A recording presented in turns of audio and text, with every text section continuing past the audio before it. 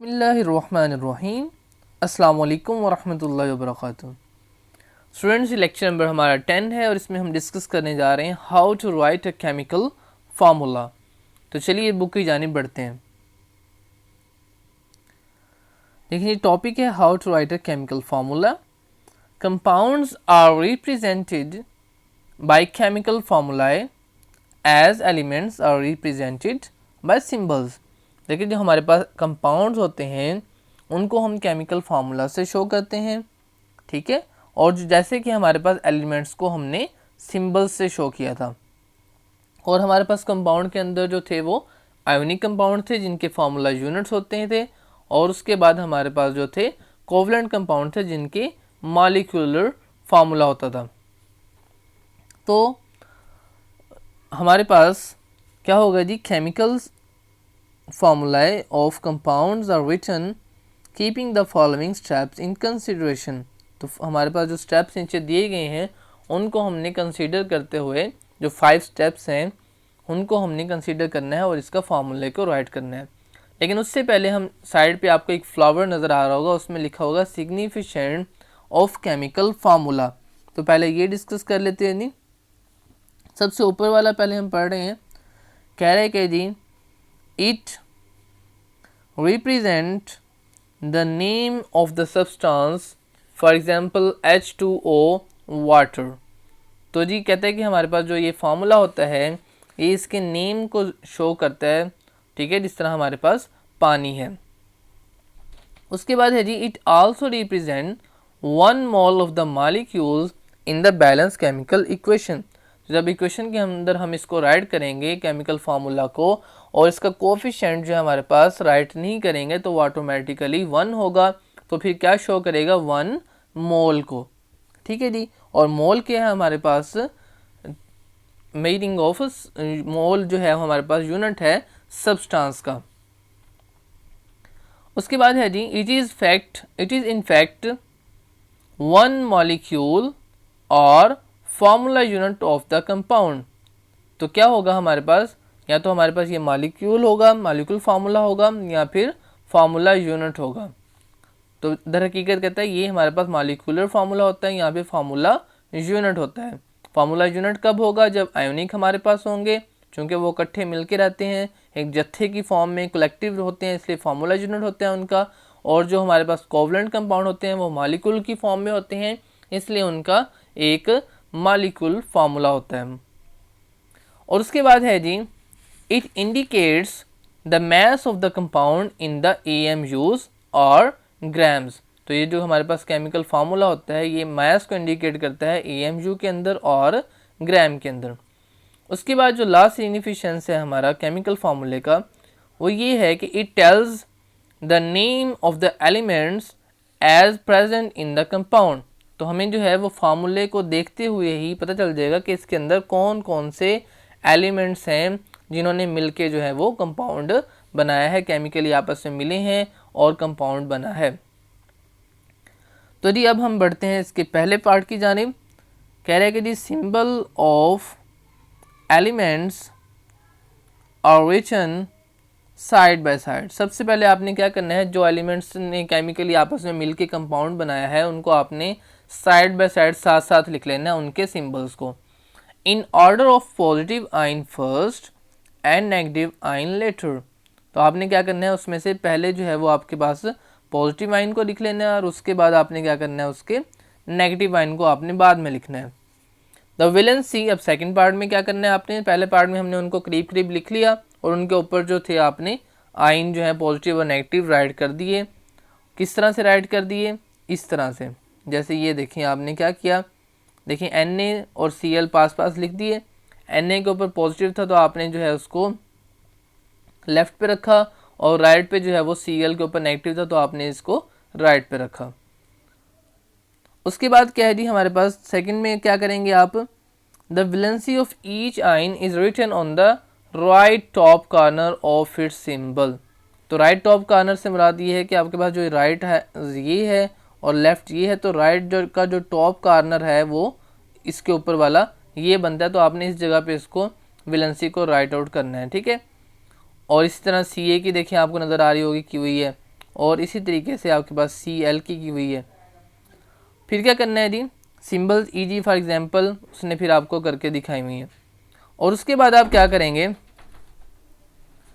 Number 3 पे है आपके पास this valency of each ion is brought to the lower right corner of other ion by cross exchange method।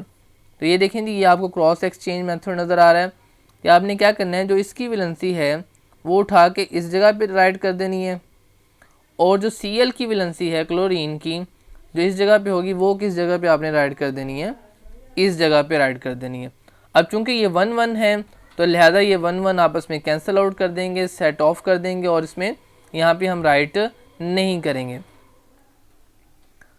तो जी क्या कह रहे हैं, एक्सचेंज मेथड से इस तरह करेंगे, दे रिटर्न एज। तो देखें जैसे हमारे पास Ca के ऊपर 2+ थी और Cl के ऊपर नेगेटिव थी, तो जो Cl का 2 था आपके पास वो आपके पास इधर आ चुका है Cl के नीचे, और जो Cl का नेगेटिव था वो Ca के नीचे आ जाएगा।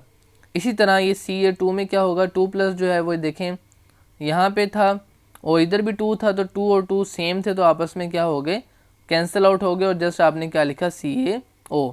लेकिन इस फॉर्म में क्या लिखा आपने, Ca के ऊपर वाला जो 2 था वो Cl के नीचे यहाँ पे आ गया, देखें ये 2 यहाँ पे आ गया, और जब इसको यहाँ पे लेकर आएंगे फिर हम इसमें साथ नेगेटिव या पॉजिटिव साइन नहीं लगाएंगे, ठीक है। तो जस्ट यहाँ पे सिर्फ आप नंबर ही लेकर आएंगे नीचे, और Cl के ऊपर जो नेगेटिव था तो इधर आके क्या बन गया, -1 था, तो लिहाजा यहाँ पे आके जस्ट क्या बन गया 1, और 1 हम राइट करें चाहे ना करें। तो जी इस तरह से हम करते हैं। और अब इसका है 4th पार्ट, उसमें कह रहा है कि if the valencies are same, अगर वैलेंसीज जो हैं वो सेम हो, दे आर ऑफसेट, तो आपस में वो ऑफ हो जाती हैं, and are not written in the chemical formula, तो केमिकल फार्मूला में नहीं लिखी जाती, जिस तरह के इस NaCl में हुआ और CaO में आपको नज़र आ रहा है। But if they are different, अगर वो डिफरेंट हो फिर क्या होगा, they are indicated as such at the same position, तो फिर वो क्या होंगी, जिस तरह है सेम पोजिशन में रहेंगी।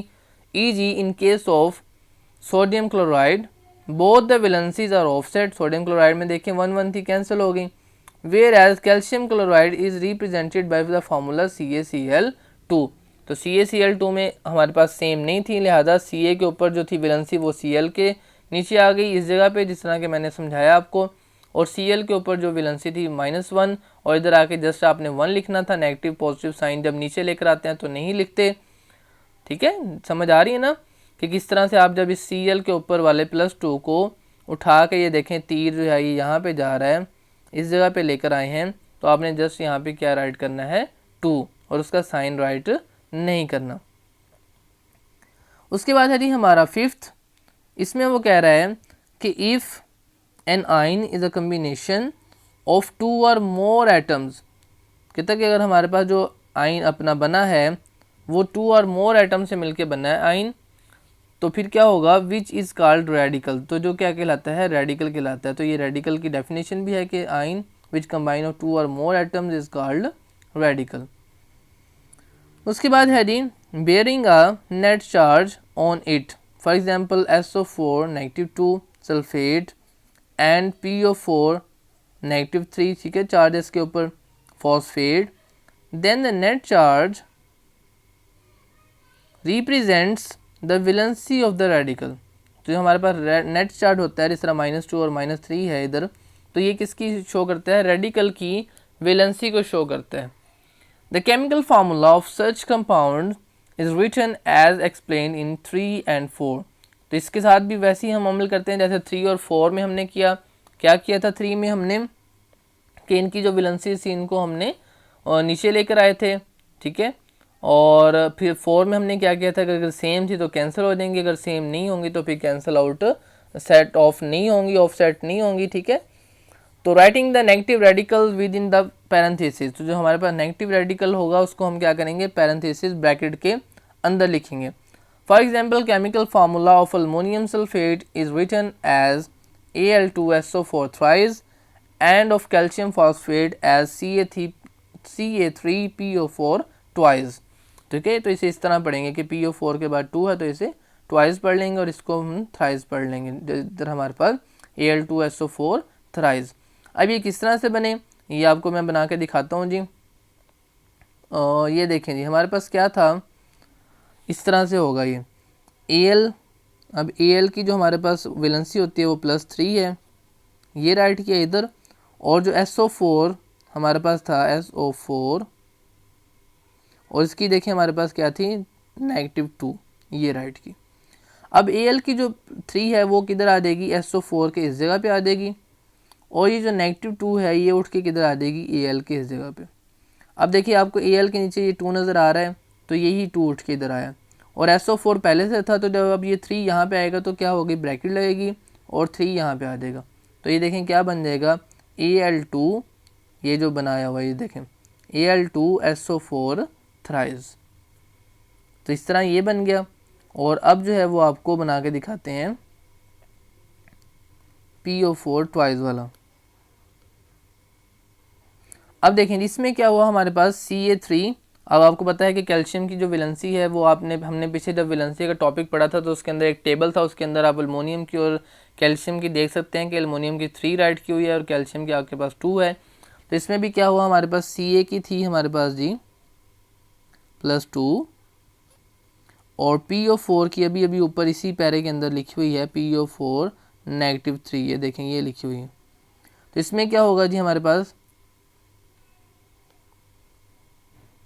ये जो -3 है ये उठ के इधर आएगा Ca के नीचे, और ये जो +2 है ये इधर आएगा इस ब्रैकेट के नीचे। तो हमारे पास क्या बन जाएगा, ये बन जाएगा Ca3PO4 ट्वाइस।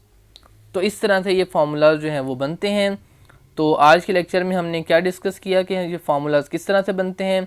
तो अगर हम इसको समराइज़ करें तो क्या करना है, जस्ट आपने पहले साथ साथ लिखना है उन एलिमेंट्स को जिनसे वो केमिकली मिलके कंपाउंड बना है, और फिर उसको राइट करने के बाद आपने उनकी जो है वो वैलेंसीज को ऊपर शो करना है टॉप पे, और उसको शो करने के बाद आपने क्या करना है, उनको क्रॉस एक्सचेंज कर देना है। क्रॉस एक्सचेंज आप देख चुके हैं किस तरह से हुआ, जिस तरह ये तीर लगे हुए हैं वैसे क्रॉस एक्सचेंज किया। अगर सेम होंगी तो आपके पास ऑफसेट हो जाएंगी, कैंसिल हो जाएंगी, और अगर सेम नहीं होंगी तो वो साइंस के अलावा नीचे जो है नंबर रहेंगे। तो इस तरह से आप जो है कोई भी केमिकल फार्मूला राइट कर सकते हैं। जिस तरह ये NaCl है आपके पास, ये क्या है आपके पास फार्मूला यूनिट है। तो इस तरह से जो है वो केमिकल फार्मूला जो है वो राइट किए जाते हैं। आज का लेक्चर यहीं तक था, कल इंशाल्लाह नेक्स्ट पढ़ेंगे। तो अब तक के लिए इतना ही, अल्लाह हाफिज़। और इसमें से पहले देखने दी राइट क्या करना है, तो सबसे पहले तो रेडिकल की डेफिनेशन इसमें से याद कर लेनी है, राइट भी करनी है। इसके अलावा जितने ये पॉइंट्स हैं ये सारे 5 के 5 पॉइंट्स आप राइट करेंगे, और साथ में ये फ्लावर के जो 5 पॉइंट्स हैं इनको भी आप राइट आउट करेंगे, और साथ में इनको प्रिपेयर भी करेंगे एग्ज़ाम के लिए। तो जी अब तक के लिए इतना ही, मिलते हैं नेक्स्ट लेक्चर में। अल्लाह हाफिज़, अस्सलामु अलैकुम वरहमतुल्लाहि वबरकातुहू।